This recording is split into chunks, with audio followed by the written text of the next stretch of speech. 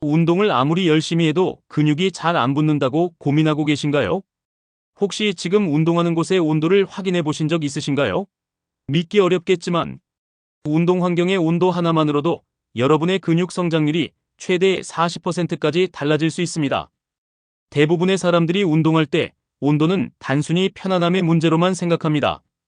덥거나 추우면 불편하니까 적당한 온도에서 운동하면 된다고 여기죠. 하지만 최신 스포츠 생리학 연구들은 충격적인 사실을 밝혀냈습니다. 운동 환경의 온도가 근육 단백질 합성률, 호르몬 분비 패턴, 그리고 근육 회복 속도에 직접적인 영향을 미친다는 것입니다. 온도가 근육에 미치는 숨겨진 비밀.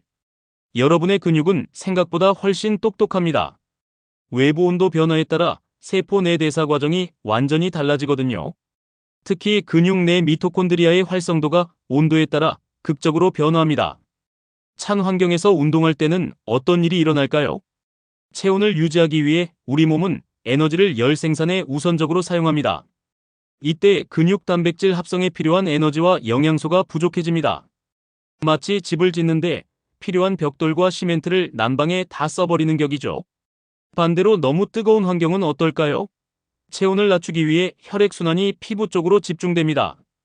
근육으로 가야 할 산소와 영양소 공급이 줄어들고 운동 후 회복 과정도 느려집니다.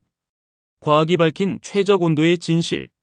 캘리포니아 대학교 스포츠과학과에서 진행된 대규모 연구를 살펴보겠습니다. 동일한 운동 프로그램을 12주간 실시하되 운동 환경 온도만 다르게 설정했습니다. 결과는 놀라웠습니다. 18도에서 22도 사이에서 운동한 그룹의 근육량 증가율이 가장 높았습니다. 이 온도대에서는 근육 단백질 합성률이 최대치를 기록했고 운동 후 회복 시간도 가장 짧았습니다. 특히 성장 호르몬과 테스토스테론 같은 근육 성장 호르몬의 분비량이 다른 온도 조건보다 평균 25% 높게 나타났습니다. 하지만 여기서 중요한 점이 하나 더 있습니다. 운동 강도에 따라 최적 온도가 미묘하게 달라진다는 것입니다. 고강도 웨이트 트레이닝의 경우 18도에서 20도가 가장 효과적이었고 중강도 운동은 20도에서 22도에서 최고의 결과를 보였습니다. 온도가 호르몬에 미치는 충격적 영향. 운동 환경 온도가 우리 몸의 호르몬 시스템에 미치는 영향은 생각보다 복잡하고 강력합니다. 특히 근육 성장의 핵심인 성장 호르몬과 인슐린, 유사 성장인자의 분비 패턴이 온도에 따라 완전히 달라집니다. 적정 온도에서 운동할 때 뇌하 수체에서 분비되는 성장 호르몬의 양이 최대 40%까지 증가합니다. 이 호르몬은 근육세포의 증식과 복구를 담당하는 핵심 물질이거든요. 반면 너무 춥거나 뜨거운 환경에서는 스트레스 호르몬인 코르티솔 분비가 증가하면서 근육 분해를 촉진시킵니다. 더욱 놀라운 것은 온도가 테스토스테론 수치에 미치는 영향입니다. 남성의 경우 적정 온도에서 운동했을 때 운동 후 테스토스테론 수치가 평소보다 30% 높게 유지됩니다. 여성의 경우에도 근육 성장에 중요한 역할을 하는 성장 호르몬과 IGF-1 수치가 크게 향상됩니다. 혈액순환과 영양소 공급의 비밀. 온도가 근육 성장에 미치는 또 다른 중요한 요소는 혈액순환입니다. 적정 온도에서는 근육으로의 혈류량이 최적화되어 산소와 영양소 공급이 효율적으로 이루어집니다. 찬 환경에서는 혈관이 수축하면서 근육으로 가는 혈류량이 줄어듭니다. 이는 운동 중 근육의 에너지 공급을 방해하고 운동 후 회복에 필요한 단백질과 아미노산의 전달도 지연시킵니다. 실제로 15도 이하에서 운동할 때 근육으로의 혈류량이 평소보다 20% 이상 감소한다는 연구 결과가 있습니다. 반대로 너무 뜨거운 환경에서는 체온 조절을 위해 피부 표면으로 혈류가 집중됩니다. 이때 근육 내부의 혈류량은 오히려 감소하게 되어 운동 효과가 떨어집니다. 특히 25도 이상에서 고강도 운동을 할 경우 근육 내 젖산 제거 속도가 현저히 느려져 피로 회복이 지연됩니다.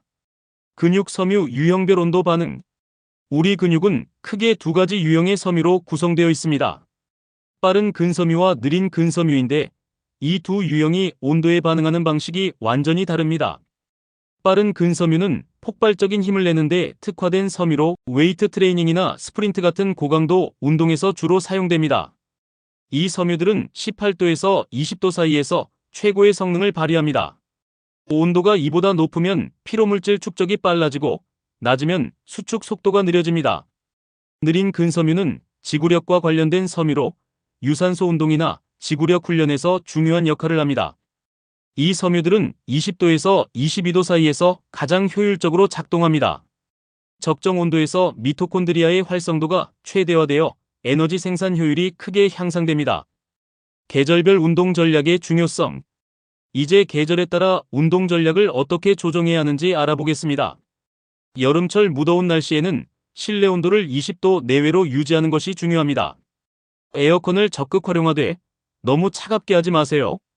급격한 온도 변화는 오히려 근육에 스트레스를 줄 수 있습니다. 겨울철에는 반대의 문제가 생깁니다. 실내 온도가 너무 낮으면 워밍업 시간을 늘려야 하고 근육이 완전히 활성화되는데 더 많은 시간이 필요합니다. 겨울철 운동 시에는 실내 온도를 22도 정도로 유지하고 충분한 워밍업을 통해 근육 온도를 높인 후 본격적인 운동을 시작하세요. 온도 조절을 위한 실전 팁. 그렇다면 실제로 어떻게 운동 환경의 온도를 최적화할 수 있을까요? 먼저 홈짐을 운영하는 분들은 온도계를 설치해서 실시간으로 온도를 체크하세요. 생각보다 실내 온도는 하루 종일 변화하거든요. 헬스장을 이용하는 분들은 운동 시간대를 조절해 보세요. 보통 오전 시간대가 온도가 가장 적정하게 유지되는 경우가 많습니다. 저녁 시간에는 사람이 많아서 실내 온도가 올라가는 경우가 많으니 참고하세요. 운동복 선택도 중요합니다. 적정 온도에서 운동할 때는 통기성이 좋으면서도 적절한 보온성을 유지할 수 있는 소재를 선택하세요. 면 소재보다는 기능성 원단이 온도 조절에 더 효과적입니다. 개인차를 고려한 맞춤형 접근. 여기서 중요한 점은 개인차를 고려해야 한다는 것입니다. 체지방률이 높은 분들은 상대적으로 낮은 온도에서도 편안하게 운동할 수 있습니다. 반면 체지방률이 낮은 분들은 조금 더 높은 온도가 필요할 수 있습니다. 나이도 중요한 요소입니다. 50대 이후에는 근육의 온도 적응 능력이 떨어지기 때문에 더욱 세밀한 온도 관리가 필요합니다. 이 연령대에서는 21도에서 23도 사이에서 운동하는 것이 가장 효과적이라는 연구 결과도 있습니다. 여성의 경우 생리주기에 따라 체온 변화가 있기 때문에 이를 고려한 온도 조절이 필요합니다. 배란기에는 평소보다 체온이 높아지므로 운동 환경 온도를 1도에서 2도 정도 낮춰주는 것이 좋습니다. 온도와 운동 타이밍의 관계. 운동 시간대와 온도의 관계도 놓쳐서는 안 될 중요한 요소입니다. 아침 운동의 경우 체온이 상대적으로 낮은 상태이므로 환경 온도를 22도에서 24도 정도로 조금 높게 유지하는 것이 좋습니다. 저녁 운동의 경우 하루 종일 활동으로 인해 체온이 높아진 상태이므로 환경 온도를 19도에서 21도 정도로 낮춰주는 것이 효과적입니다. 이런 세밀한 조절을 통해 근육 성장 효과를 최대화할 수 있습니다. 습도까지 고려한 완벽한 환경. 온도와 함께 고려해야 할 것이 바로 습도입니다. 최적의 근육 성장 환경은 온도 20도의 습도 50%에서 60% 사이입니다.